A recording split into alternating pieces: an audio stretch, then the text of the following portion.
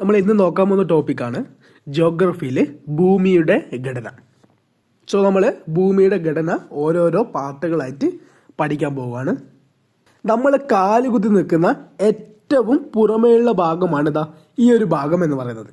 പിന്നീട് നമ്മൾ അകത്തേക്ക് പോകുമ്പോഴുള്ള ഓരോരോ ലെയേഴ്സുമാണ് നമുക്ക് ഈ ഒരു ഇമേജിൽ കാണിച്ചിട്ടുള്ളത്. അങ്ങനെ നമ്മൾ കാലുകുത്തി നിൽക്കുന്ന ഭൂമിയുടെ ഏറ്റവും പുറമേ ഉള്ള ഭാഗത്തിന്റെ പേരാണ് ഭൂവൽക്കം. ഭൂവൽക്കം അഥവാ ഇംഗ്ലീഷിൽ ക്രസ്റ്റ് എന്ന് പറയും. ഭൂവൽക്കം. അപ്പൊ ഭൂമിയുടെ ഏറ്റവും പുറമേ നിൽക്കുന്ന പാളി ഏതാണെന്ന് ചോദിച്ചാൽ ഭൂവൽക്കം അഥവാ ക്രസ്റ്റ്. ഭൂവൽക്കത്തിന് തൊട്ട് താഴെയായിട്ട് കാണപ്പെടുന്ന പാളിയാണ് മാൻഡിൽ. ഈ രണ്ടാമത്തെ പാളി ഇതാണ് എന്ത് പറയുന്നത്, മാൻഡിൽ എന്ന് പറയുന്നത്. ഇനി മാൻഡിൽ താഴെയുള്ള ഈ രണ്ട് ലെയേഴ്സ് നോക്കിയേ. ഈ രണ്ട് ലെയേഴ്സും കാണുമ്പോൾ എങ്ങനെയാണ്, ഏകദേശം ഒരേപോലത്തെ കളറൊക്കെയാണ് നൽകിയിരിക്കുന്നത്. അപ്പം നമുക്ക് അതിൽ നിന്ന് നമുക്ക് എന്ത് മനസ്സിലാക്കാൻ സാധിക്കും, ചില രണ്ട് പേരും ഏറെക്കുറെ ഒരേ സ്വഭാവമുള്ള ആളുകളാണ്, അല്ലെങ്കിൽ എന്ത് പറയാം, ഒരേ പദാർത്ഥങ്ങൾ കൊണ്ടാണ് ഈ രണ്ട് ലെയറും നിർമ്മിച്ചിരിക്കുന്നത് എന്നൊക്കെ നമുക്ക് ഇനീഷ്യലി ഒന്ന് മനസ്സിലാക്കാം. ജസ്റ്റ് അത് ഓർമ്മിച്ച് വെച്ചാൽ മതി. അവിടെ ഈ രണ്ട് പാളികളെ നമ്മൾ ഒരുമിച്ച് വിളിക്കുന്ന പേരാണ് കോർ എന്ന് പറയുന്നത്. ഇപ്പൊ കോർ എന്ന് പറയുന്നതിന്റെ രണ്ട് പാർട്ടുകളാണ് ഈ രണ്ട് പാളികളും. അതിൽ പുറമേയുള്ള പാളിയെ നമ്മൾ വിളിക്കുന്ന പേരാണ് ഔട്ടർ കോർ അഥവാ പുറക്കാമ്പ്. അതുപോലെ അകത്തുള്ള പാളിയെ നമ്മൾ വിളിക്കുന്ന പേരാണ് അകക്കാമ്പ്. സോ ഇത് രണ്ടും എന്താണ്, കാമ്പ് എന്ന് പറയുന്ന ഭൂമിക്ക് അകത്തുള്ള ഒരു ഭാഗമാണ്. അതിൽ നമ്മൾ പുറത്തുള്ളതിനെ പുറക്കാമ്പെന്നും അകത്തുള്ളതിനെ അകക്കാമ്പെന്നും വിളിക്കുന്നു.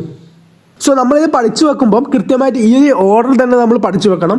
ആദ്യം ഭൂവൽക്കം അഥവാ ക്രസ്റ്റ്, രണ്ടാമത് മാൻഡില്, മൂന്നാമത് പുറക്കാമ്പ്, നാലാമത് അകക്കാമ്പ്. ഈ ഒരു ഓർഡർ തന്നെ നിർബന്ധമായിട്ട് പഠിച്ചു വെക്കണം.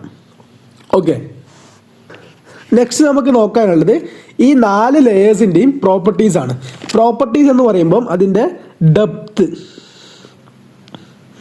ഡെപ്ത് നോക്കണം, മാസ് അഥവാ പിണ്ഡം, പിന്നെ കോമ്പോസിഷൻ, വോളിയം, ബൗണ്ടറി. ഇത്രയും പ്രോപ്പർട്ടീസ് നമുക്ക് പഠിക്കാനുണ്ട്. അപ്പോൾ നമ്മൾ ചെയ്യാൻ പോകുന്നത് ഓരോ ലെയറും സെപ്പറേറ്റ് ആയിട്ട് ഇതൊന്നും നോക്കാണ്ട് എല്ലാം കൂടി ഒരുമിച്ച് 3 ലെയേഴ്സും അല്ലെങ്കിൽ 4 ലെയേഴ്സും ഒരുമിച്ച് കമ്പയർ ചെയ്തിട്ടാണ് നമ്മളിത് പഠിക്കാൻ പോകുന്നത്. എന്നാൽ നമുക്ക് എന്ത് ചെയ്യാൻ പറ്റും, കുറച്ചും കൂടി എളുപ്പത്തിൽ ഓർത്തു വെക്കാൻ സാധിക്കും. ഫസ്റ്റ് നോക്കാൻ പോകുന്നത് ഡെപ്ത് എന്ന് പറയുന്ന ഒരു പാരാമീറ്റർ ആണ്. ഇതാണ് നമ്മുടെ ഭൂമിയുടെ ഏറ്റവും പുറമേയുള്ള ലെയർ എന്ന് വിചാരിക്കുക. ഇവിടുന്ന് ഇതുവരെ നമുക്ക് എന്താ പറയുക, നമ്മൾ ആദ്യം പഠിച്ച ഫസ്റ്റ് പാളി അഥവാ ക്രസ്റ്റ് എന്ന് പറയുന്ന പാർട്ടാണ്. ഇതിൻ്റെ താഴെയായിട്ട് എന്തുണ്ട്, നമ്മൾ പറഞ്ഞ മാൻഡിൽ, ക്രസ്റ്റ് മാൻഡിലിന് താഴെയായിട്ട് ഇന്നറും ഔട്ടറും കോറാണ് ഉള്ളത്. ആദ്യം നമ്മൾ നോക്കുന്നത് ഭൂവൽക്കത്തിൻ്റെ ശരാശരി ആഴം എത്രയാണെന്നാണ്. ഭൂവൽക്കം അഥവാ ക്രസ്റ്റ് ഈ ഒരു ഡിസ്റ്റൻസ്, ഭൂവൽക്കത്തിന്റെ ശരാശരി ആഴം എന്ന് പറയുന്നത് 40 കിലോമീറ്റർ ആണ്. 40 കിലോമീറ്റർ ആണ്. ഇനി ഈ ഭൂവൽക്കത്തിനെ തന്നെ നമ്മൾ രണ്ടായിട്ട് സ്പ്ലിറ്റ് ചെയ്തിട്ടുണ്ട്. ഈ ഒരു ഇമേജിലേക്ക് നോക്കുക. നമുക്കറിയാം ഭൂവൽക്കം എന്ന് പറയുന്നത് നമ്മുടെ തറയിൽ നിന്ന് പിന്നെ താഴോട്ടുള്ള ഭാഗത്തിനാണ് ഭൂവൽക്കം എന്ന് പറയുന്നത്. അപ്പൊ നമ്മുടെ ഭൂമിയുടെ തറഭാഗം എന്ന് പറയുന്നത് എന്താവാം, രണ്ട് രീതിയിൽ ആകാം. ഒന്നെന്ന് പറയുന്നത് നമ്മൾ താമസിക്കുന്ന വൻകര തന്നെയാണ്. ഈ വൻകരയിൽ നിന്ന് താഴോട്ട് മാൻഡിൽ വരെയുള്ള ഒരു ഭാഗം, അതിനെ നമുക്ക് ഒരു തറയായിട്ട് കാണാം. അതായത് ഇതാണ് വൻകര ഭാഗം. എന്ന് വെച്ചാൽ ഈ വൻകരയിൽ നിന്ന് താഴോട്ട് നമ്മുടെ മാൻഡിലിന്റെ മുകൾ ഭാഗം വരെയുള്ള ഭാഗം ആണ് വൻകര ഭാഗം എന്ന് പറയുന്നത്. ഇനി രണ്ടാമത്തെയാണ് കടലിന്റെ അടിത്തട്ട്. ഈ ഒരു പോർഷൻ എന്നൊക്കെ പറയുന്നത് കടലിന്റെ അടിത്തട്ട്. അപ്പൊ ഈ കടലിന്റെ അടിത്തട്ടിൽ എന്തുണ്ട്, അവിടെയും തറയുണ്ട്. ഈ തറയെ നമ്മൾ താഴോട്ട് കുഴിച്ചു പോയാൽ നമ്മൾ എന്ത് ചെയ്യും, അവിടെ ഒരു ഭൂവൽക്കം, അല്ലെങ്കിൽ അവിടെ നമ്മൾ മാൻഡിലിന്റെ ഇന്നർ സർഫസിൽ എത്തുന്ന ഭാഗത്തിന് നമ്മൾ എന്ത് പറയും, അതും ഭൂവൽക്കം തന്നെയാണ്. സോ അങ്ങനെ ഈ വൻകരയിൽ നിന്ന് നമ്മൾ താഴേക്ക് കുഴിച്ചു വന്ന് മാൻഡിലിന്റെ ഇന്നർ സർഫസിൽ എത്തുന്ന ഭാഗത്തിന് നമ്മൾ വൻകര ഭൂവൽക്കം എന്നും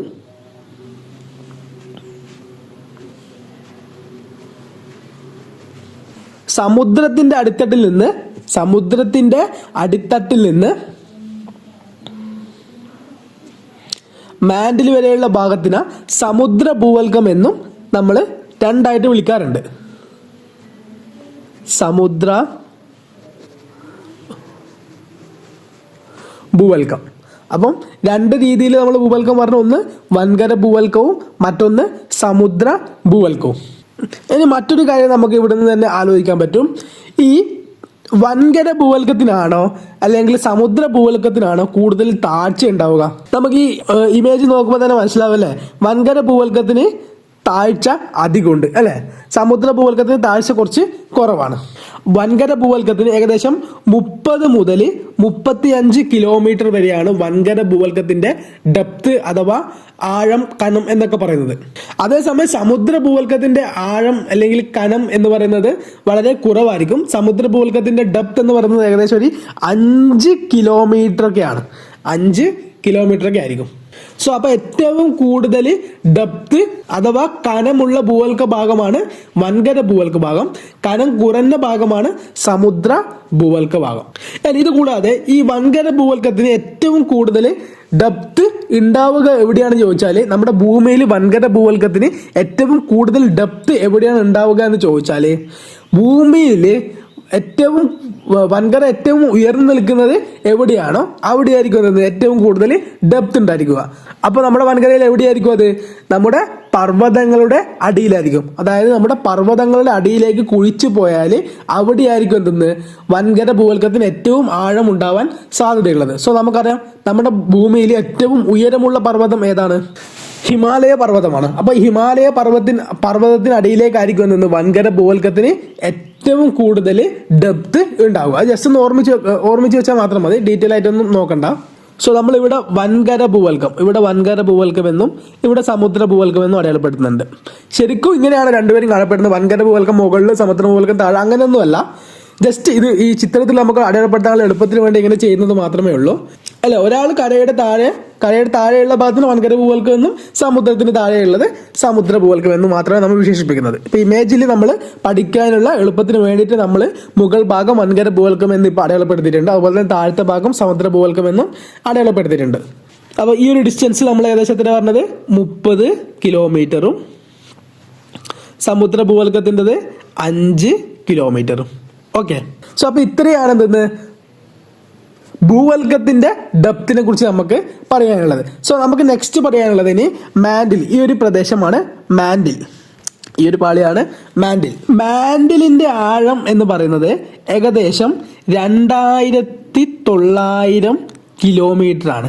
മാൻഡിലിന്റെ ആഴം എന്ന് പറയുന്നത് ഏകദേശം 2900 കിലോമീറ്റർ. അപ്പൊ മാൻഡിലിന്റെ ആഴം 2900 കിലോമീറ്റർ ആണ്. അപ്പൊ മാൻഡില് ഭൂമിയുടെ ഉപരിതലത്തിൽ നിന്ന് ഏകദേശം 2900 കിലോമീറ്റർ വരെ വ്യാപിച്ച് കിടക്കുന്ന ഒരു ആളാണ്.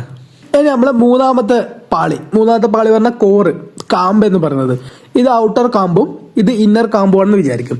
ഈ ഇന്നർ കാമ്പിന്റെ സെന്റർ പോർഷൻ എന്ന് പറയുന്നത് നമുക്ക് നമ്മുടെ ഭൂമിയുടെ സെന്റർ ആണെന്ന് നമ്മൾ വിചാരിക്കുകയാണെങ്കിൽ, നമ്മുടെ ഭൂമിയുടെ സെന്റർ പോർഷൻ ആണെന്ന് നമ്മൾ വിചാരിക്കുകയാണെങ്കിൽ, ഈ തറയിൽ നിന്ന് ഭൂമിയുടെ സെന്റർ വരെയുള്ള ആഴം, ഇത് നമ്മുടെ ഭൂമിയുടെ സെന്റർ ആണെന്ന് സങ്കല്പിച്ചാൽ, ഇവിടെ തറയിൽ നിന്ന് ഭൂമിയുടെ സെന്റർ വരെയുള്ള ആഴം എന്ന് പറയുന്നത് 6371 കിലോമീറ്റർ ആണ്. അതായത് തറയിൽ നിന്ന് ഭൂമിയുടെ സെന്റർ വരെയുള്ള ആഴം അല്ലെങ്കിൽ അകക്കാമ്പിന്റെ സെന്റർ വരെയുള്ള ആഴം എന്ന് പറയുന്നത് 6371 കിലോമീറ്റർ ആണ്. അല്ലെങ്കിൽ എങ്ങനെ പറയാം, 6371 കിലോമീറ്റർ ആണ് ഭൂമിയുടെ കേന്ദ്രത്തിലേക്ക് ഉപരിതലത്തിൽ നിന്നുള്ള ദൂരം എന്ന് പറയുന്നത്. നമുക്കറിയാം നമ്മുടെ ഭൂമിയുടെ ഷേപ്പ് എന്ന് പറയുന്നത് ശരിക്കും എന്താണ്, പെർഫെക്റ്റ് സ്പിയർ അല്ല, എന്താണ്, അതൊരു ജിയോയിഡ് ഷേപ്പാണ്. ഇനി നമ്മൾ ഭൂമിയെ നമ്മളൊരു പെർഫെക്റ്റ് ഗോളമായിട്ട് അല്ലെങ്കിൽ ഒരു സ്പിയർ ആയിട്ട് സങ്കല്പിച്ചാൽ, ഈ തറയിൽ നിന്ന് നമ്മുടെ ഭൂമിയുടെ ഈ സെന്ററിലേക്കുള്ള ദൂരം എന്ന് പറയുന്നത് എന്താണ്? ഇതിനെ നമ്മളൊരു പെർഫെക്റ്റ് സ്പിയർ ആയിട്ട് സങ്കല്പിച്ചാൽ, ഈ തറയിൽ നിന്ന് ഭൂമിയുടെ ഈ സെന്ററിലേക്കുള്ള ദൂരം എന്ന് പറയുന്നത് എന്താണ്? തറയിൽ നിന്ന് ഭൂമിയുടെ ഈ സെന്ററിലേക്കുള്ള അല്ലെങ്കിൽ കേന്ദ്രത്തിലേക്കുള്ള ദൂരമാണ് എന്തെന്ന് ആ ഒരു ഗോളത്തിന്റെ റേഡിയസ് എന്ന് നമ്മൾ പറയുന്നത് അല്ലെ. അപ്പൊ ഭൂമിയുടെ ഒരു സ്പിയർ ആയിട്ട് നമ്മൾ സങ്കല്പിക്കുകയാണെങ്കിൽ ഭൂമിയുടെ റേഡിയസ് എന്ന് നമുക്ക് വിളിക്കാം അതിനാ. അതായത് ഭൂമിയുടെ റേഡിയസ് അഥവാ ആരം എന്ന് പറയുന്നത്, ഭൂമിയുടെ റേഡിയസ് അഥവാ ആരം എത്രയാണെന്ന് ചോദിച്ചാൽ, റേഡിയസ് അഥവാ ആരം എത്രയാണെന്ന് ചോദിച്ചാൽ എത്രയാണ്? 6371 കിലോമീറ്റർ ആണ്. 6371 കിലോമീറ്റർ ആണ്. സോ നമ്മളിപ്പോൾ 3 പാളിയുടെയും കനം ഡിസ്കസ് ചെയ്തു. ഭൂവൽക്കത്തിന്റെ കനം ഏകദേശം നമ്മൾ എത്ര പറഞ്ഞു? 40 കിലോമീറ്റർ ഒക്കെയാണ്. അതിൽ തന്നെ നമ്മൾ വൻകര ഭൂവൽക്കത്തിൻ്റെത് 30-35, സമുദ്ര ഭൂവൽക്കത്തിന്റെ ഏകദേശം 5 കിലോമീറ്റർ ആണെന്നൊക്കെ പറഞ്ഞു. പിന്നെ മാൻഡിലിന്റെ കനം എന്ന് പറയുന്നത് അഥവാ ഡെപ്ത് എന്ന് പറയുന്നത് 2900 കിലോമീറ്ററും. പിന്നെ ഭൂമിയുടെ കേന്ദ്രത്തിലേക്കുള്ള ദൂരം അഥവാ കാമ്പിന്റെ സെന്ററിലേക്കുള്ള ദൂരം എന്ന് പറയുന്നത് 6371 കിലോമീറ്ററുമാണ്. സോ അപ്പോൾ ഈ 3 നമ്പേഴ്സ് ഓർമ്മിച്ച് നോക്കുക. അപ്പോൾ ഡെപ്ത് എന്ന് പറയുന്ന ആ ഒരു പാരാമീറ്റർ നമ്മൾ കംപ്ലീറ്റ് ചെയ്ത് കഴിഞ്ഞു. ഇനി നമുക്ക് രണ്ടാമതായിട്ട് പഠിക്കാൻ പോകുന്ന ടേമാണ് മാസ്. ഭൂമിയുടെ ആകെ പിണ്ഡം അല്ലെങ്കിൽ മാസ് എന്ന് പറയുന്നത് 100% നമ്മൾ കരുതുക. 100% ഭൂമിയുടെ ആകെ പിണ്ഡം എന്ന് കരുതിയാൽ ഈ 100% മാസ് ഉള്ള ഈ ഭൂമിയുടെ പാളികളിൽ ഏറ്റവും കൂടുതൽ മാസ് കാണപ്പെടുന്നത് എവിടെയായിരിക്കും? കാമ്പിലായിരിക്കുമോ അല്ലെങ്കിൽ മാൻഡിലായിരിക്കുമോ ഭൂവൽക്കത്തിലായിരിക്കുമോ? ഏറ്റവും കൂടുതൽ മാസ് ഉള്ളത് ഭൂമിയുടെ മാൻഡിലാണ്. അപ്പം മാൻഡിൽ എന്ന പാളിക്കാൽ നിന്ന് ഭൂമിയുടെ ഏറ്റവും കൂടുതൽ മാസ് അടങ്ങിയിരിക്കുന്നത്. ആകെ നമ്മളൊരു 100% മാസായിട്ട് പരിഗണിക്കുകയാണെങ്കിൽ അതിൻ്റെ ഏകദേശം 70% മാസും ഉൾക്കൊള്ളുന്ന എവിടെയാണ്? മാൻഡിലാണ്. ഇനി 29% എന്തെന്ന്? കോറിന്റെ മാസ് എന്ന് പറയുന്നത്. സോ കോറിന്റെ മാസ് 29%, അതായത് 2ാം സ്ഥാനം അല്ലെ. ഏറ്റവും കൂടുതൽ മാസുള്ള 2ാമത്തെ സ്ഥാനം ആരാണ്? കോറാണ്. ഇനി സ്വാഭാവികമായിട്ടും ബാക്കിയുള്ളത് 1% ഭൂവൽക്കത്തിന്റെ മാസ്. അപ്പൊ ഏറ്റവും കൂടുതൽ മാസ് അല്ലെങ്കിൽ പിണ്ഡം കുറഞ്ഞ പാളി ഏതാണെന്ന് ചോദിച്ചാൽ ഏതാണ്? ഭൂവൽക്കമാണ്. ഏറ്റവും കൂടുതൽ മാസുള്ള പാളി ഏതാണെന്ന് ചോദിച്ചാൽ മാൻഡിലാണ്. സോ അപ്പം മാസ് എന്ന് പറയുന്ന പാരാമീറ്റർ നമുക്ക് ഇത്രയേ പഠിക്കാനുള്ളൂ. ഏറ്റവും കൂടുതൽ മാസ് ഉള്ളത് മാൻഡിൽ, ഏറ്റവും കുറഞ്ഞ മാസ് ക്രസ്റ്റ്, രണ്ടാമതായിട്ടുള്ളത് കോറ്. നെക്സ്റ്റ് പാരാമീറ്റർ എന്ന് പറയുന്നത് വോളിയമാണ്. അപ്പം നെക്സ്റ്റ് പാരാമീറ്റർ നമ്മൾ നോക്കുന്നത് വോളിയം അഥവാ വ്യാപ്തമാണ്. എന്താണ് വോളിയം എന്ന് പറയുന്നത്? എത്രമാത്രം ഉൾക്കൊള്ളുന്നു അല്ലെങ്കിൽ എത്രമാത്രം വോളിയം ഉൾക്കൊള്ളുന്നു അല്ലെങ്കിൽ എത്രമാത്രം വലിപ്പമാണ് ആ ഒരു പാളി എന്ന് പറയുന്നതാണ് വോളിയം എന്ന് പറയുന്നത്. നമ്മൾ നേരത്തെ പറഞ്ഞ പോലെ തന്നെ ആകെ ഭൂമിന്റെ വ്യാപ്തം അഥവാ വോളിയം എന്ന് പറയുന്നത് നമ്മൾ 100% എടുത്താൽ സെയിം ഏറ്റവും കൂടുതൽ വോളിയം ഉള്ളത് എവിടെ തന്നെയാണ്? മാൻഡിലാണ്. 84% വോളിയം എവിടെ തന്നെയാണ്? മാൻഡിലിന് തന്നെയാണ് ഉള്ളത്. 15%, 2ാം സ്ഥാനത്ത് തന്നെയാണ് കാമ്പ് തന്നെയാണ്. ഏകദേശം 15% വോളിയം ആണ് കാമ്പിനുള്ളത്. ഭൂവൽക്കത്തിന്റെ വ്യാപ്തം എന്ന് പറയുന്നത് സ്വാഭാവികമായിട്ടും 1% തന്നെയാണ്. അപ്പം ഭൂവൽക്കത്തിന്റെ വ്യാപ്തം 1%. അപ്പം നമ്മളിപ്പോൾ ലാസ്റ്റ് പറഞ്ഞ 2 ടേം, മാസ് അഥവാ പിണ്ഡം, വോളിയം അഥവാ വ്യാപ്തം, ഈ 2 ടേം ഏറ്റവും കൂടുതലുള്ളത് ആർക്കാണ്? മാൻഡിലാണ്. ഏറ്റവും കൂടുതലുള്ളത് മാൻഡിലും ഏറ്റവും കുറവുള്ളത് ആർക്കാണ്? ഭൂവൽക്കം അഥവാ ക്രസ്റ്റിനുമാണ്. ഇനി നമുക്ക് പഠിക്കാനുള്ളത് കോമ്പോസിഷൻ. അതായത് ഓരോ പാളികളും ഏതൊക്കെ എലമെന്റ് വെച്ചാണോ പ്രധാനമായിട്ടും നിർമ്മിച്ചിട്ടുള്ളത് എന്നാണ് നമുക്ക് നെക്സ്റ്റ് നോക്കാനുള്ളത്. ഫസ്റ്റ് നമ്മൾ വൻകര ഭൂവൽക്കം നിർമ്മിച്ചിരിക്കുന്നത് സിലിക്കണും അലുമിനിയം ചേർന്നിട്ടാണ്. സിലിക്കണും അലുമിനിയം ചേർന്നുകൊണ്ടാണ് വൻകര ഭൂവൽക്കം നിർമ്മിച്ചിട്ടുള്ളത്. അതുകൊണ്ട് ഈ വൻകര ഭൂവൽക്കത്തിനെ വിളിക്കുന്ന മറ്റൊരു പേരാണ് സിയാൽ. വളരെ ഇമ്പോർട്ടൻ്റ് ആണ്, ഓർമ്മിച്ച് നോക്കണം, സിയാൽ. അപ്പം വൻകര ഭൂവൽക്കം സിലിക്കണും അലുമിനിയവും ഇത് 2 കൊണ്ട് നിർമ്മിതമായിരിക്കുന്നതിനാൽ വൻകര ഭൂവൽക്കത്തിനെ വിളിക്കുന്ന മറ്റൊരു പേരാണ് സിയാൽ എന്നുകൂടി വിശേഷിപ്പിക്കപ്പെടുന്നുണ്ട്. ഇനി സമുദ്ര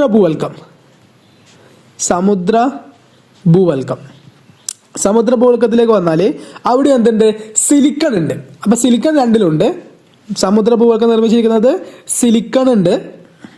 പിന്നെ വരുന്നത് മെഗ്നീഷ്യമാണ്. അപ്പം സിലിക്കൺ ഉണ്ട്, പിന്നെ വരുന്നത് മെഗ്നീഷ്യമാണ്. ഇപ്പോൾ മെഗ്നീഷ്യത്തിന് നമ്മൾ Mg എന്നാണ് കെമിസ്ട്രി ചെയ്താൽ ഇവിടെ നമ്മൾ ഫസ്റ്റ് നെയിമിന് 2 ലക്ഷണം കൂടിയിട്ട് എഴുതുന്നത് MA എന്ന് എഴുതും. MA കെമിസ്ട്രി നമ്മളെ പീരിയോഡിക് ടേബിളിലൊക്കെ Mg ഉണ്ടാവില്ല, അതുകൊണ്ട് തെറ്റിദ്ധരിക്കരുത്. അപ്പം ഈ ഒരു 2 മെറ്റീരിയൽ കൊണ്ട് നിർമ്മിച്ചിരിക്കുന്നതുകൊണ്ട് തന്നെ ഇതിനെ വിളിക്കുന്ന പേരാണ് സിമ. അപ്പം വൻകര ഭൂവൽക്കത്തിന് നമ്മൾ സിയാൽ എന്നും സമുദ്ര ഭൂവൽക്കത്തിന് നമ്മൾ സിമ എന്നും വിളിക്കും. അതിനെ നിർമ്മിച്ചിരിക്കുന്ന മെറ്റീരിയൽ ആ ഒരു മെറ്റീരിയൽ ആയതുകൊണ്ടാണ് ഈ ഒരു പേര് നമ്മൾ വിശേഷിപ്പിക്കുന്നത്. ഓക്കെ, ഇനി മാൻഡിൽ രണ്ടാമത്തെ പാർട്ടായ മാൻഡിലേക്ക് വന്നാൽ മാൻഡിൽ നിർമ്മിച്ചിരിക്കുന്നത് സിലിക്കൺ ഉണ്ട്. അവിടെ സിലിക്കൺ കോമൺ ആണ്. അപ്പം 3 പാളിയിലും 3 സിലിക്കൺ ഉണ്ട്. പിന്നെ മെഗ്നീഷ്യം എന്ന് പറയുന്ന കോമ്പണന്റ് ഉണ്ട്. അതുപോലെ തന്നെ ഓക്സിജൻ ഉണ്ട്, അയൺ ഇരുമ്പും ഉണ്ട്. അപ്പോൾ ഇങ്ങനെയുള്ള മൂലകങ്ങൾ കൊണ്ട് നിർമ്മിച്ച പാളിയാണ് നമ്മുടെ മാൻഡിൽ എന്ന് പറയുന്നത്. മാൻഡിലിന് അങ്ങനെ പ്രത്യേകിച്ച് ഒരു പേരൊന്നും വിളിക്കുന്നില്ല. നെക്സ്റ്റ് വരുന്നത് കോർ നിർമ്മിക്കുന്നത് പ്രധാനമായിട്ടും നിക്കലും അതുപോലെ തന്നെ ഫെറം നമ്മുടെ ഇരുമ്പ് ഉപയോഗിച്ചിട്ടാണ്. അതുകൊണ്ട് ഇതിനെ വിളിക്കുന്ന പേരാണ് നിഫെ. അപ്പോൾ അകക്കാമ്പായാലും പുറക്കാമ്പായാലും രണ്ടായാലും എന്താണ് സെയിം മെറ്റീരിയൽ കൊണ്ടാണ് നിർമ്മിച്ചിരിക്കുന്നത്. അപ്പോൾ അതിനെ കോമൺ ആയിട്ട് നിഫെ എന്നും അല്ലെങ്കിൽ നൈഫ് എന്നും ഒക്കെ വിളിക്കാറുണ്ട്.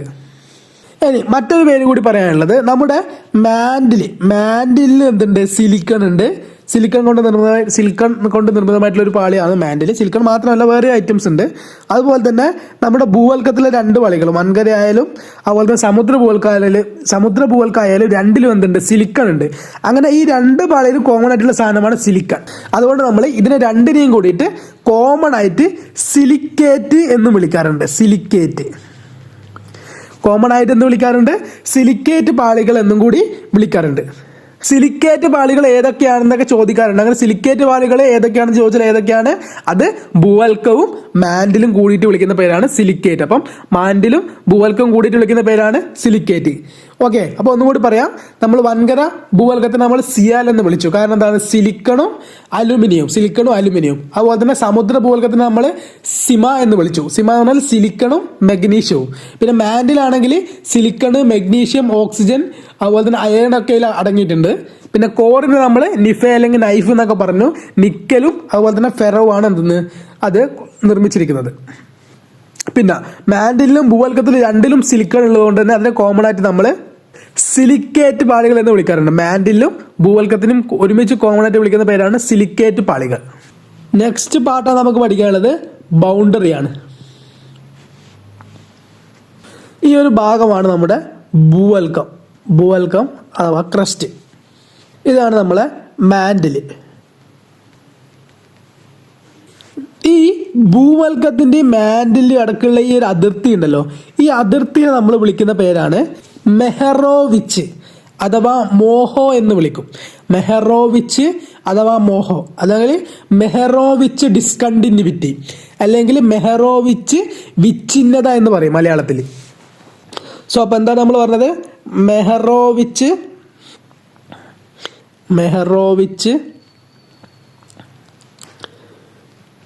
വിച്ഛിന്നത. ഇപ്പൊ ഭൂവൽക്കത്തിന്റെയും മാൻഡിലിന്റെയും ഇടയിലുള്ള ഒരു അതിർത്തി, ഈ ഒരു അതിർത്തിനെ വിളിക്കുന്ന പേരാണ് മെഹറോവിച്ച് വിച്ഛിന്നത അല്ലെങ്കിൽ മോഹോ എന്നും പറയാറുണ്ട്. മോഹോ. ഇതാണ് നമ്മുടെ കോർ എന്ന് പറയുന്ന ഭാഗം. ഇതേപോലെ തന്നെ ഈ മാൻഡിലിനെയും കോറിനെയും വേർതിരിക്കുന്ന ഈ ഒരു ഭാഗം, മാൻഡിലിനെയും കോറിനെയും വേർതിരിക്കുന്ന അതിർത്തിയെ നമ്മൾ വിളിക്കുന്ന പേരാണ് ഗുട്ടൻബർഗ് ഡിസ്കണ്ടിന്യൂവിറ്റി അല്ലെങ്കിൽ ഗുട്ടൻബർഗ് വിച്ഛിന്നത എന്ന് പറയുന്നത്. ഗുട്ടൻബർഗ് വിച്ഛിന്നത.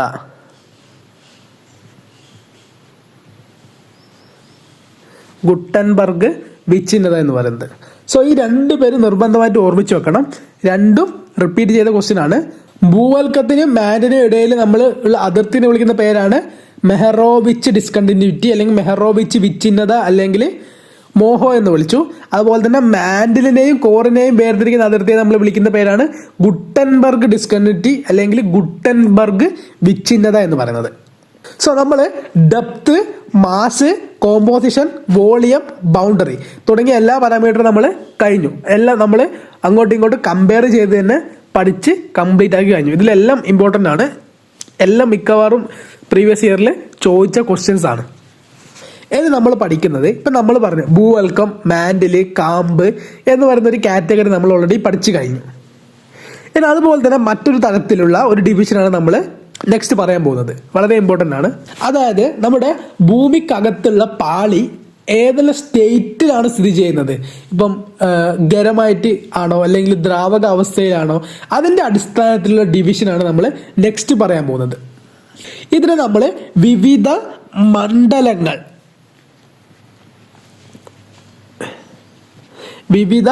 മണ്ഡലങ്ങൾ അഥവാ ഡിഫറൻറ്റ് സ്പിയേഴ്സ് എന്നാണ് പറയുക. Different spheres.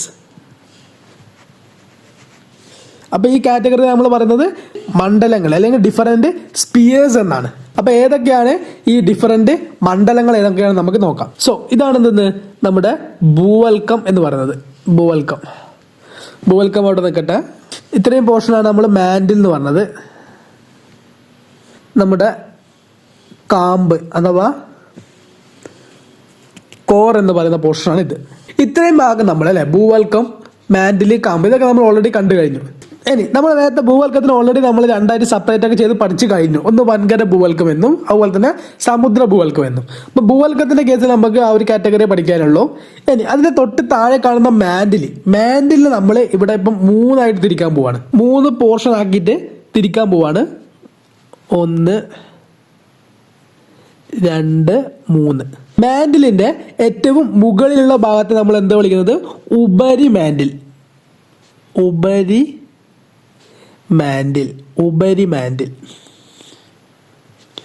മാൻഡിലിന്റെ മുകളിലുള്ള പോർഷൻ നമ്മൾ ഉപരിമാൻഡിൽ എന്നും മാൻഡിലിന്റെ താഴെയുള്ള പോർഷൻ നമ്മൾ അധോ മാൻഡിൽ എന്നും വിളിച്ചു. അധോ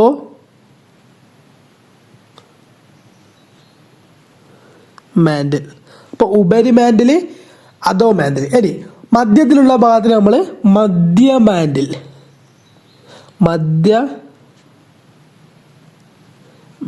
എന്ന് വിളിച്ചു. ശരിക്കും നമ്മളിങ്ങനെ കാറ്റഗറൈസ് ചെയ്യുമ്പം ജനറലി ശരിക്കും രണ്ടായിട്ട് മാത്രമേ കാറ്റഗറി ചെയ്യാനുള്ളൂ. ഏതൊക്കെയാണ്? ഉപരിമാൻഡിലും അധോ മാൻഡിലും. ഇനി ഇവിടെ നമ്മൾ പഠിക്കാനുള്ള എളുപ്പത്തിന് വേണ്ടിയിട്ടാണ് നമ്മൾ ഒരു മധ്യമാൻഡിൽ കൂടി ഇൻക്ലൂഡ് ചെയ്യുന്നത്. അത് ലെയേഴ്സ് പറയുമ്പോൾ നമുക്ക് മനസ്സിലാവും. ഇനി ശ്രദ്ധിക്കുക, നമ്മളിപ്പം നിൽക്കുന്ന ഈ തറ മുതൽ താഴോട്ട് ഇങ്ങനെ കുഴിച്ച് പോയാൽ നമ്മൾ താഴോട്ട് കുഴിച്ച് ഏകദേശം ഈ ഉപരിമാൻഡിൽ വരെ ഉൾപ്പെടുന്ന ഭാഗത്തിന് നമ്മൾ പറയുന്ന പേരാണ് ലിത്തോസ്ഫിയർ. മലയാളത്തിൽ എന്ത് പറയും? ശിലാമണ്ഡലം. അപ്പോൾ നമ്മൾ ഏതാണ് പറഞ്ഞത്? നമ്മുടെ തറ മുതൽ ഇങ്ങനെ താഴോട്ട് കുഴിച്ച് നമ്മൾ ഈ ഒരു ഉപരിമാൻഡിൽ വരെ പോയാൽ അതായത് ഭൂവൽക്കം പ്ലസ് ഉപരിമാൻഡിൽ, ഇതിന് 2 പേരെയും കൂടി നമ്മൾ എന്ന് പറയുന്നതാണ് ലിത്തോസ്ഫിയർ എന്നാണ് ഇതിനെ നമ്മൾ വിളിക്കുന്നത്.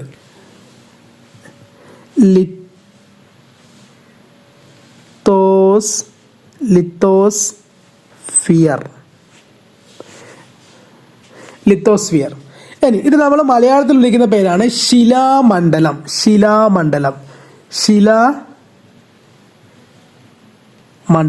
അപ്പോൾ മലയാളത്തിൽ ഇതിന് നമ്മൾ ശിലാമണ്ഡലം എന്ന് പറയും. അതായത് ശിലകളാൽ നിർമ്മിതമായ മണ്ഡലം, അതാണ് ശിലാമണ്ഡലം. ഓക്കെ, എന്തുകൊണ്ടാണ് അങ്ങനെ പറയുന്നത് നമുക്ക് പറയാം. കാരണം എന്താ വെച്ചാൽ നമുക്കറിയാം, നമ്മൾ ഭൂമിയുടെ സർഫസിൽ നിന്ന് താഴോട്ട് കുഴിച്ച് വന്നാൽ പിന്നെ എന്താ കുറച്ച് അടിയിലെത്തിക്കാൻ നമ്മൾ പറയില്ല, മുഴുവൻ പാറയാന്നൊക്കെ പറയില്ല. അങ്ങനെ മുഴുവൻ പാറകളും ശിലകളും ഉള്ളത് കൊണ്ടാണ് നമ്മൾ ഈ ഒരു ഇതിനെ ശിലാമണ്ഡലം എന്ന് വിശേഷിപ്പിക്കുന്നത്. അങ്ങനെ ഈ ഒരു ഭാഗം പദാർത്ഥത്തിന്റെ ഏത് അവസ്ഥയിലാണ് കാണപ്പെടുന്നത് എന്ന് വെച്ചാൽ, അതായത് ഈ ലിത്തോസ്ഫിയർ പദാർത്ഥത്തിന്റെ ഏത് അവസ്ഥയിലാണ് കാണപ്പെടുന്നത് എന്ന് ചോദിച്ചാൽ ഏതാണ്? ഖര അവസ്ഥയിലാണ് കാണപ്പെടുന്നത്. അപ്പം മണ്ണിന്റെ അടിയിൽ നമ്മൾ ഫുള്ള് പാറയാണ് ഉണ്ടാവുക. അടിയിലേക്ക് പിന്നെ കുറച്ച് അടിയിലേക്ക് പോയി കഴിഞ്ഞാൽ പിന്നെ ഫുൾ പാറയായിരിക്കും അടിയിലുണ്ടാവുക. അപ്പോൾ സോളിഡ് ആയിട്ടുള്ള എന്താണ് ഖര അവസ്ഥയിൽ കാണപ്പെടുന്ന ഒരു സർഫസ് ആണ് നമ്മുടെ ലിത്തോസ്ഫിയർ. സോ ലിത്തോസ്ഫിയർ ഖരാവസ്ഥയിലാണ് കാണപ്പെടുന്നത്. ഏകദേശം ഒരു 200 കിലോമീറ്ററോളം എന്തുണ്ട് ഈ ലിത്തോസ്ഫിയർ കാണപ്പെടുന്നുണ്ട്. 200 കിലോമീറ്റർ ആഴം വരെയാണ് നമ്മുടെ ലിത്തോസ്ഫിയർ കാണപ്പെടുന്നത്. ലിത്തോസ്ഫിയറിൽ പ്രധാനമായിട്ട് ഓർമ്മിച്ച് വെക്കേണ്ടത് ഉപരിമാൻഡിൽ വരെ കാണപ്പെടുന്ന ഭാഗമാണ് ഖരാവസ്ഥയിലാണ് ഈ ഒരു ലിത്തോസ്ഫിയർ എന്ന് പറയുന്ന ഒരു ലെയർ മണ്ഡലം സ്ഥിതി ചെയ്യുന്നത്. ഓക്കെ, നെക്സ്റ്റ് പറയുന്ന മറ്റൊരു പോയിന്റ് നമുക്ക് ഓൾറെഡി അറിയാം. ഈ ഭൂമിയുടെ അടിയിന് താഴോട്ട് പോകുന്നതോറും നമ്മുടെ ടെമ്പറേച്ചർ ഇങ്ങനെ കൂടി വരും. അടിയിലേക്ക് പോകുന്നതോറും ടെമ്പറേച്ചർ കൂടി വരും. നമ്മുടെ ലിത്തോസ്ഫിയറിന് താഴെ കാണപ്പെടുന്ന ഈ ഒരു പ്രദേശം ഉണ്ടല്ലോ, മധ്യ മാൻഡിൽ. അപ്പോൾ ലിത്തോസ്ഫിയറിന്റെ താഴെ മുതൽ മധ്യ മാൻഡിൽ വരെയുള്ള ഈ പ്രദേശത്തിന് നമ്മൾ വിളിക്കുന്ന പേരാണ് അസ്തനോസ്ഫിയർ. നമ്മൾ ഓൾറെഡി പറഞ്ഞു, ലിത്തോസ്ഫിയർ അഥവാ ശിലാമണ്ഡലം എന്ന് പറയുന്നത് വളരെ കട്ടിയുള്ള ഒരു ഭാഗമാണ്. പക്ഷെ നമ്മുടെ അസ്തനോസ്ഫിയർ എന്തല്ല, അത്ര കട്ടിയുള്ള ഭാഗമല്ല. കാരണം എന്താ വെച്ചാൽ ഈ ഭൂമിയുടെ അകത്തേക്ക് പോകുന്തോറും ടെമ്പറേച്ചർ ഇങ്ങനെ കൂടി വരികയാണ്. അപ്പം ഈ അസ്തനോസ്ഫിയറിലേക്ക് എത്തുന്ന സമയത്ത് എന്തായി, ടെമ്പറേച്ചർ കൂടിയിട്ട് ഈ ശിലയൊക്കെ നമ്മൾ ഉരുകിയ അവസ്ഥയിലാണ് കാണപ്പെടുന്നത്. ടെമ്പറേച്ചർ കൂടി ശിലയൊക്കെ ഉരുകാൻ തുടങ്ങി. അങ്ങനെ ഉരുകിയ അവസ്ഥയിലാണ് ഈ ശിലേനൊക്കെ നമ്മൾ കാണപ്പെടുന്നത്. അപ്പം ഈ ഉരുകിയ ശിലാദ്രവത്തെ നമ്മൾ വിളിക്കുന്ന പേരാണ്, വളരെ ഇമ്പോർട്ടൻ്റ് ആണ്, മാഗ്മ.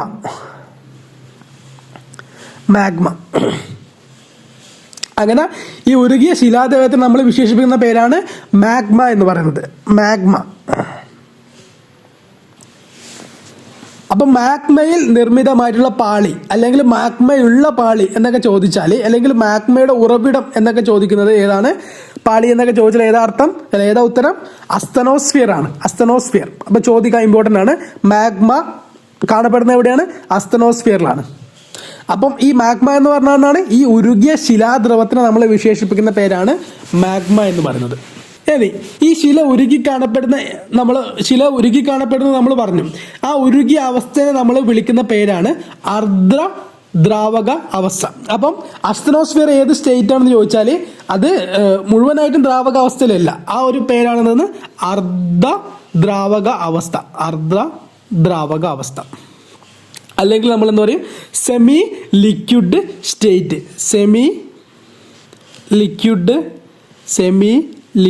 സ്റ്റേറ്റ്. അപ്പോൾ അസ്തനോസ്ഫിയർ എന്ന് പറയുന്നത് ശരിക്കും എന്തല്ല, ഒരു സ്ഥിരമായിട്ടുള്ള പാളിയല്ല. അതുകൊണ്ട് നമുക്കതിനെ അസ്ഥിരപാളി എന്നും വിളിക്കാറുണ്ട്. അസ്തനോസ്ഫിയറിനെ അസ്ഥിരപാളി എന്നും വിളിക്കാറുണ്ട്. അപ്പോൾ അസ്തനോസ്ഫിയർ ഒരു സ്ഥിരമായിട്ടുള്ള ഒരു പാളിയല്ല, അതുകൊണ്ട് അതിനെ അസ്ഥിരപാളി എന്നും വിളിക്കും. സോ ദൃഢമല്ലാത്ത സെമി ലിക്വിഡ് സ്റ്റേറ്റിൽ കാണപ്പെടുന്ന പാളിയാണ് അസ്തനോസ്ഫിയർ. ഏകദേശം 400 കിലോമീറ്റർ വരെയൊക്കെയാണ് അസ്തനോസ്ഫിയറിന്റെ ഡെപ്ത് എന്ന് വരുന്നത്. ജസ്റ്റ് ഓർത്ത് വെച്ചാൽ മതി, അങ്ങനെ ബൈഹാർട്ട് പഠിക്കൊന്നും വേണ്ട. അപ്പോൾ നമ്മളിപ്പോൾ അസ്തനോസ്ഫിയർ എന്തൊക്കെ കാര്യങ്ങൾ പറഞ്ഞു. ആ ഒരു മധ്യ മാൻഡിൽ എന്ന് പറയുന്ന പോർഷനിലാണ് അസ്തനോസ്ഫിയർ എന്ന ഭാഗം നമ്മൾ പറഞ്ഞു. അപ്പോൾ അസ്തനോസ്ഫിയറിൽ ഏത് സ്റ്റേറ്റ് ആണെന്ന് വെച്ചാൽ അർദ്ധ ദ്രാവക അവസ്ഥ അല്ലെങ്കിൽ സെമി ലിക്വിഡ് സ്റ്റേറ്റ് ആണ്. ആ ഒരു പിന്നെ അതിന് നമ്മൾ പറയുന്ന പേരെയാണ് മാഗ്മ എന്ന് പറഞ്ഞു. മാഗ്മ കാണപ്പെടുന്ന എവിടെയാണെന്ന് ചോദിച്ചാൽ എവിടെയാണ്? അസ്തനോസ്ഫിയറിലാണ്. ഓക്കെ, ഇനി നമ്മൾ വീണ്ടും താഴേക്ക് വരുമ്പോൾ എന്താവും, ടെമ്പറേച്ചർ എന്ത് ചെയ്യും, കൂടി വരും. അങ്ങനെ അസ്തനോസ്ഫിയറിന് താഴെ കാണപ്പെടുന്ന ഈ ഒരു അധോ മാൻഡിൽ എന്ന് പറയുന്ന പ്രദേശത്തിന് വിളിക്കുന്ന പേരാണ് മീസോസ്ഫിയർ.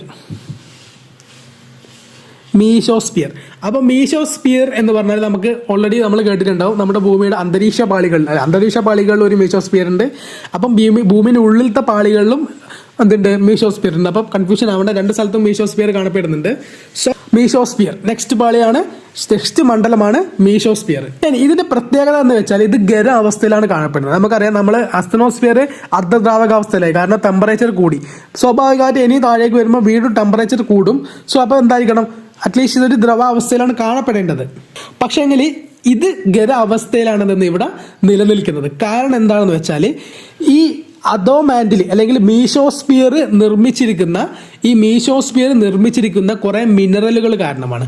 അതായത് ഈ മിനറലുകളുടെ മെൽറ്റിംഗ് പോയിന്റ് എന്ന് വെച്ചാൽ വളരെ കൂടിയ മെൽറ്റിംഗ് പോയിന്റ് ഉള്ള മിനറലുകൾ കൊണ്ടാണ് നമ്മുടെ മീസോസ്ഫിയർ നിർമ്മിച്ചിരിക്കുന്നത്. സോ നമ്മൾ ഇവിടെ ഉണ്ടാവുന്ന ടെമ്പറേച്ചർ എന്ന് പറയുന്നത് ഈ ടെമ്പറേച്ചർ പോരാ, ഈ മിനറലുകളെ ഉരുക്കാൻ വേണ്ടിയിട്ട് ഈ പറയുന്ന ടെമ്പറേച്ചർ പോരാ. അതുകൊണ്ടാണ് നമ്മുടെ മീസോസ്ഫിയർ ഖരാവസ്ഥയിൽ നിലനിൽക്കുന്നത്. ഇനി വീണ്ടും താഴേക്ക് വന്നാൽ നമ്മുടെ പുറക്കാമ്പുണ്ട്, അകക്കാമ്പുണ്ട്. ഇപ്പൊ പുറക്കാമ്പും അകക്കാമ്പും രണ്ടും എന്താണ്, നിക്കലും അതുപോലെ തന്നെ അയേണും കൊണ്ടാണ് നിർമ്മിച്ചിരിക്കുന്നത്. നിഫെ എന്നൊക്കെ നമ്മൾ വിളിച്ചു, നിഫെ എന്നൊക്കെ പറഞ്ഞു. നിക്കലും അയേണും കൊണ്ടാണ് നമ്മൾ നിർമ്മിച്ചിരിക്കുന്നത്. വീണ്ടും പുറക്കാമ്പിലേക്ക് എത്തുന്ന സമയത്ത് വീണ്ടും ചൂട് നന്നായിട്ട് കൂടി അല്ലേ, നന്നായിട്ട് ടെമ്പറേച്ചർ താഴേക്ക് വരുമ്പോൾ വീണ്ടും കൂടി വരികയാണ്. അതുകൊണ്ട് തന്നെ നമ്മുടെ പുറക്കാമ്പ് ദ്രാവക അവസ്ഥയിലാണ് കാണപ്പെടുന്നത്. അപ്പൊ ഭൂമിക്ക് അകത്ത് പൂർണ്ണമായിട്ടും ദ്രാവക അവസ്ഥയിൽ കാണപ്പെടുന്ന പാളി ഏതാണെന്ന് ചോദിച്ചാൽ പുറക്കാമ്പാണ്. സോ പുറക്കാമ്പ് ലിക്വിഡ് സ്റ്റേറ്റിൽ സ്ഥിതി ചെയ്യുന്ന ഒരു പാളിയാണ്. അപ്പൊ ഭൂമിക്കകത്ത് പൂർണ്ണമായും ദ്രാവകാവസ്ഥയിൽ കാണപ്പെടുന്ന ഏക പാളി ഏതാണ്? പുറക്കാമ്പാണ്. സോ വീണ്ടും താഴേക്ക് വന്ന അകക്കാമ്പ്, നമ്മൾ പറഞ്ഞു ഏക പാളി ഏതാണ്? പുറക്കാമ്പാണ്. സോ അപ്പൊ നമുക്ക് അറിയാം എന്തെന്ന്, അകക്കാമ്പ് എന്തല്ല, ദ്രാവകാവസ്ഥയിലല്ല. അവിടെയാണ് ട്വിസ്റ്റ്. അകക്കാമ്പ് വീണ്ടും സോളിഡ് സ്റ്റേറ്റിലാണ് അല്ലെങ്കിൽ ഖര അവസ്ഥയിലാണ് കാണപ്പെടുന്നത്. ഏകദേശം ഈ അകക്കാമ്പിലേക്ക് എത്തുന്ന സമയത്ത് 5500 ഡിഗ്രി സെൽഷ്യസ് വരെയൊക്കെയായി ടെമ്പറേച്ചർ, 5500 ഡിഗ്രി സെൽഷ്യസ് വരെയൊക്കെ ടെമ്പറേച്ചർ കൂടി. ഭൂമിയുടെ അകക്കാമ്പ് ഖര അവസ്ഥയിലാണ് നിലനിൽക്കുന്നത്. അതായത് നമ്മുടെ പുറക്കാമ്പ് എന്താണ്? ദ്രാവകാവസ്ഥയിലാണ്. അതായത് പുറമെ ദ്രാവകത്തിനകത്ത് ഒരു കറങ്ങുന്ന ഒരു ഗോളം അല്ലെങ്കിൽ സ്പിയർ പോലെയൊക്കെ ആയിട്ടാണ് എന്തെന്ന് നമ്മുടെ അകക്കാമ്പ് നിലനിൽക്കുന്നത്. സോ ഖരാവസ്ഥയിൽ നിലനിൽക്കുന്ന ആളാണ് നമ്മുടെ അകക്കാമ്പ്. ഇനി എന്തുകൊണ്ടാണ് ഇത്രയും ടെമ്പറേച്ചർ ഉണ്ടായിട്ടും അകക്കാമ്പ് ഖരാവസ്ഥയിൽ നിലനിൽക്കുന്നത്? ഇനി മെറ്റീരിയൽ പറയുകയാണെങ്കിൽ ഇവിടെ നിക്കലും അതുപോലെ തന്നെ അയണൊക്കെ കൊണ്ടാണ് നിർമ്മിച്ചിരിക്കുന്നത്. അതിലധികം അത്രയും മെൽറ്റിംഗ് പോയിന്റും കാര്യങ്ങളൊന്നും ഇല്ല. സോ അത് ആ ഒരു കാരണം കൊണ്ടല്ല നമുക്ക് മനസ്സിലാക്കാം. പിന്നെ എന്ത് റീസൺ കൊണ്ടാണെന്ന് ചോദിച്ചാൽ ഈ അകക്കാമ്പ് എന്ന് പറയുന്നത് അവസാനമുള്ള ഒരു പാളിയാണല്ലോ. അപ്പം മറ്റുള്ള പാളികളുടെ പ്രഷർ കാരണം എല്ലാ പാളികളും ഇവിടത്തേക്കാണ് പ്രഷർ ചെലുത്തുന്നത്. അങ്ങനെ മറ്റുള്ള എല്ലാ പാളികളുടെയും പ്രഷർ കാരണമാണ് എന്തെന്ന് ഇതൊരു സ്റ്റേറ്റ് മാറാതെ ഈ ഒരു ഖരാവസ്ഥയിൽ തന്നെ നിലനിൽക്കുന്നത്. സോ മറ്റുള്ള എല്ലാ ലെയേഴ്സും ഇങ്ങോട്ട് ചെലുത്തുന്ന സമ്മർദ്ദം കാരണമാണ്, ഈ ഒരു പ്രഷർ കാരണമാണ് ഇത് ഖരമായിട്ട് തന്നെ നിലനിൽക്കുന്നത്. ഇത്രയും കാര്യങ്ങളാണ് നമുക്ക് ഈ ഒരു മണ്ഡലങ്ങൾ ഓർമ്മിക്കാനുള്ളത്. ലിത്തോസ്ഫിയർ, അസ്തനോസ്ഫിയർ, മീസോസ്ഫിയർ, അതുപോലെ തന്നെ പൂർണ്ണമായും ദ്രാവകാവസ്ഥയിൽ ആര് കാണപ്പെടുന്നത്? പുറക്കാമ്പ്. ഇനി അകക്കാമ്പ് എന്ന് പറയുന്നത് ഖരാവസ്ഥയിലായിരിക്കും കാണപ്പെടുക. ലാസ്റ്റ് ഒരു പോയിന്റ് കൂടി പറയാനുണ്ട് ഇവിടെ. ഈ ഒരു ദ്രാവകാവസ്ഥയിലുള്ള നമ്മുടെ